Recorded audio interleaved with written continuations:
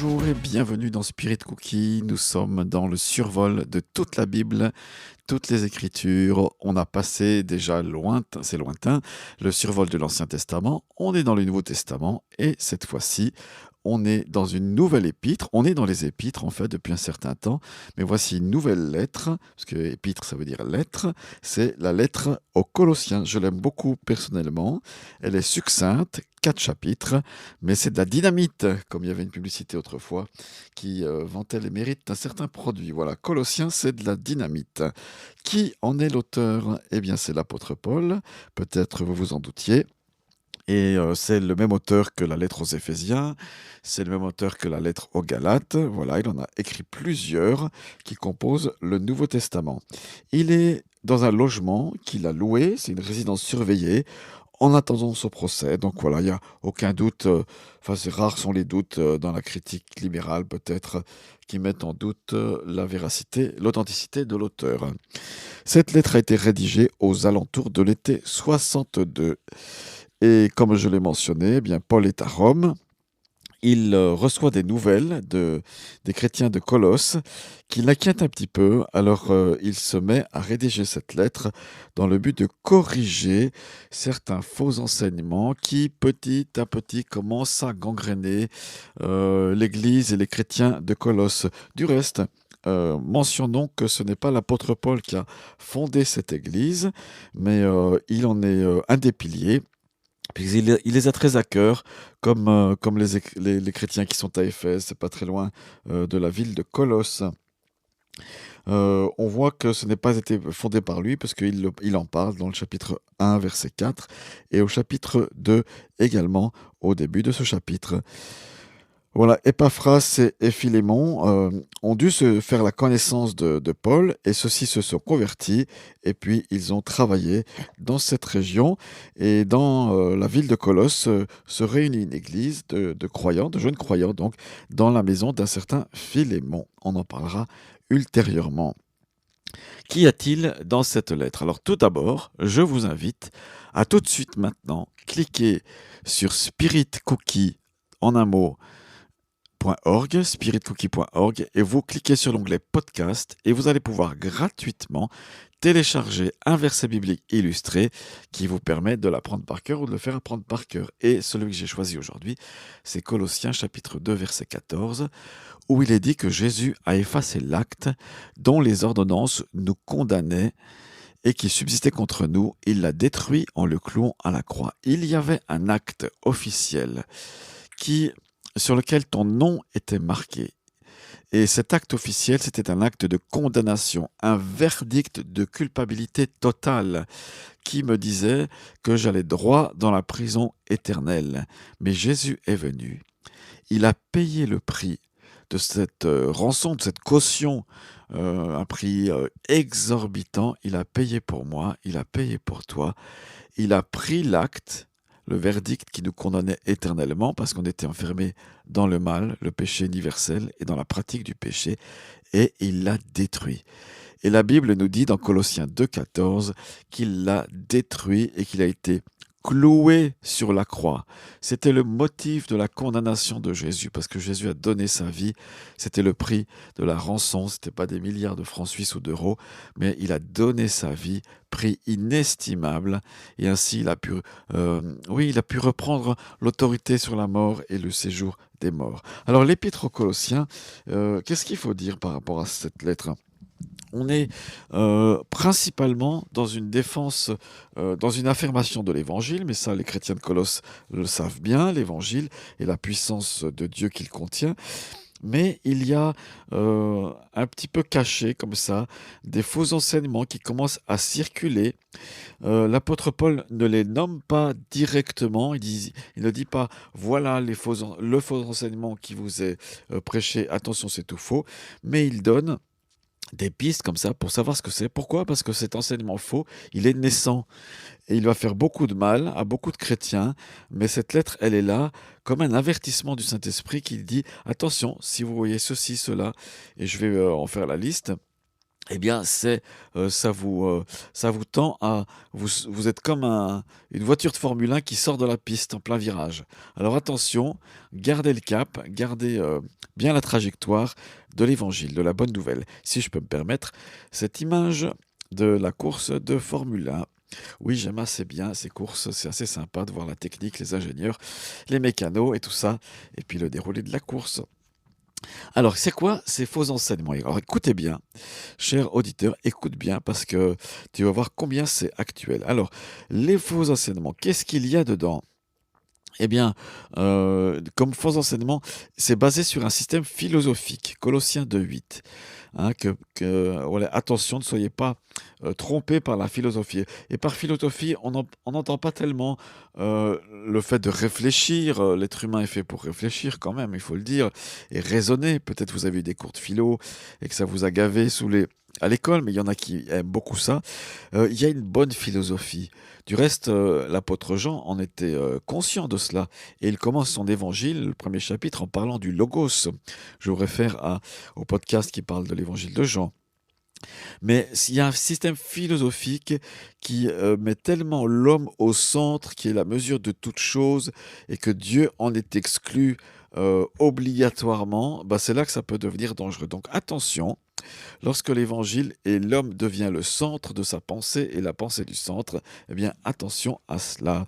Il y a aussi dans les chrétiens de Colosse certains qui commencent à voir, qui se disent: ah mais ce que l'Ancien Testament nous enseigne, il ne faut pas le mettre à la poubelle. Et c'est vrai, évidemment, on va de loin pas mettre les enseignements de Moïse à la poubelle et tout le reste.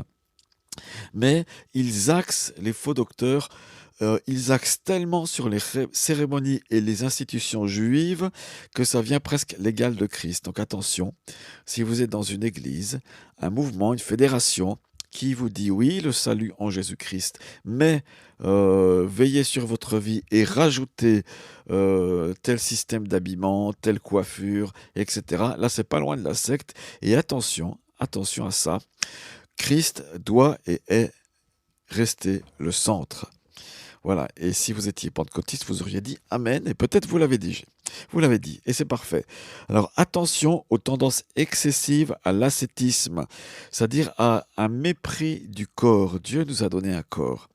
Et au chapitre 2, verset 20, on voit que ces faux enseignements ont tendance à mépriser le corps, alors que nous sommes temple du Saint-Esprit. Et c'est une chose. La chair et le péché sont une chose. Évidemment, c'est crucifiable et condamnable. Mais il y a l'humain, il y a l'aspect humain. Et Jésus était homme, il n'a pas méprisé son corps. Il s'en est servi pour la gloire de Dieu. Il y a une pratique excessive, quatrième point, du culte des anges, où on va servir les astres. Donc il y a un doux mélange entre la connaissance philosophique excessive, entre le légalisme judaïque excessif, entre l'ascétisme excessif, et puis un culte des anges qui est là au milieu de tout ça, où on tient compte, voilà, on fait finalement des anges, des êtres qui sont bien supérieurs à ce qu'ils sont et quasi des intermédiaires entre Dieu et les hommes. Et c'est pas ça. Les anges sont des messagers, et si vous êtes dans un mouvement qui commence à dire il faut vénérer et adorer, peut-être pas directement, mais indirectement, tel ou tel être céleste, attention, cela n'est pas bon du tout et ce n'est pas l'évangile. Et puis, lorsque vous avez un évangile qui est un petit peu, enfin, évangile entre guillemets, qui est un petit peu, où on va mettre des choses mystérieuses, cachées, où on ne dit pas à tout le monde ouvertement l'enseignement de Christ, vous voyez, il y a des mystères comme ça. Du reste, les ordres secrets, franc-maçonnerie, Rose-Croix, etc., c'est des ordres dits secrets justement, parce qu'ils cachent des choses. Et Dieu est un Dieu de lumière. Il n'a jamais caché les choses. Il se révèle, il montre, on a sa parole, mais il fait pas des choses mystérieuses comme ça, seulement pour les initiés et un petit groupe d'élus. Non, c'est ouvert, c'est la bonne nouvelle pour tous. Là aussi, il fallait dire Amen, bien sûr.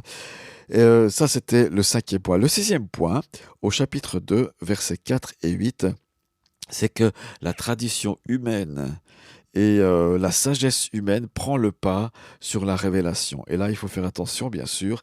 La tradition humaine, c'est une chose. Vous pouvez avoir des traditions humaines dans votre groupe de croyants, c'est une chose, mais jamais elle ne doit supplanter Christ, jamais elle ne doit supplanter la révélation de la bonne nouvelle. Sinon, pour savoir si vous avez mis la tradition trop en avant, c'est si vous l'enlevez, tentez de l'enlever et voyez les réactions. Si vous l'enlevez et puis que ça provoque des réactions de colère, des grincements de dents, c'est qu'il fallait l'enlever parce qu'elle prenait trop de place. Amen, hein. Alléluia. Dis donc, aujourd'hui, on est pentecôtiste. On va de l'avant. Tout enseignement qui va déprécier l'œuvre du Christ, là, il faut mettre ça de côté. Si on diminue l'œuvre et la portée du salut qui est en Jésus-Christ, c'est ça. Il doit y avoir un gyrophare dans votre esprit qui vous dit attention, ça c'est pas bon. Si on insiste trop sur quelque chose, si on insiste trop sur un rituel, et si Christ est un petit peu la cinquième roue du char, évidemment qu'il ne l'est pas, et son œuvre est parfaite et extraordinaire, eh bien attention, mettez ça de côté, revenez à la simplicité à l'égard de Christ. Et puis il y a d'autres points qui sont mentionnés, comme par exemple les visions. Si des personnes sont là dans votre groupe, puis mettent en exergue leur vision, eh bien, sachez qu'elles servent leur ventre plus que Christ, plus que la cause de Christ. Alors Dieu donne des visions, et j'en suis le heureux et joyeux dépositaire, des choses que Dieu m'a montrées, mais soit pour moi, soit pour la communauté où je suis, qui sont là comme temporaires, ou qui sont des éclairages que j'ai pu recevoir, compréhension plus grande de Jésus-Christ, mais jamais, au grand jamais, ça doit être supérieur à la personne de Jésus-Christ. Voilà un petit peu tout ça, ce qui fait dire aux étudiants bibliques et à leurs professeurs qu'on est dans les débuts de ce qu'on appelle le gnosticisme ou la gnose. Voilà ce que je voulais vous dire par rapport à Colossiens. Lisez ces chapitres, c'est très encourageant. 4, c'est vite fait comme ça. Si vous êtes sur la plage, vous pouvez les lire. À la pause au boulot, une fois que j'étais au travail, il ne faudra pas le dire à mon patron, mais chaque petite minute de pause que j'avais, j'ouvrais le tiroir droit de mon bureau. J'y avais ouvert dans ce premier tiroir la Bible et je lisais comme ça un petit peu quelques versets et j'ai pu lire tout un livre pendant plusieurs mois, un livre des Écritures. Voilà, je prenais juste une respiration, un verset, puis ça me permettait d'y méditer, de prier intérieurement. Par rapport à ça, je me sentais rempli. Voilà cette lettre aux Colossiens. Allez sur spiritcookie.org, partagez cet épisode, notez-le. Il est sur toutes les plateformes, Deezer, Google Podcast, Apple Podcast, Spotify, etc. Et puis surtout, il est sur spiritcookie.org. Allez-y, encouragez-moi. Il est vraiment bien suivi ce site et je vous en félicite, ce blog. Il y a des articles gratuits que vous pouvez trouver, télécharger en PDF. Il y a les podcasts qui sont là depuis pas mal de temps maintenant.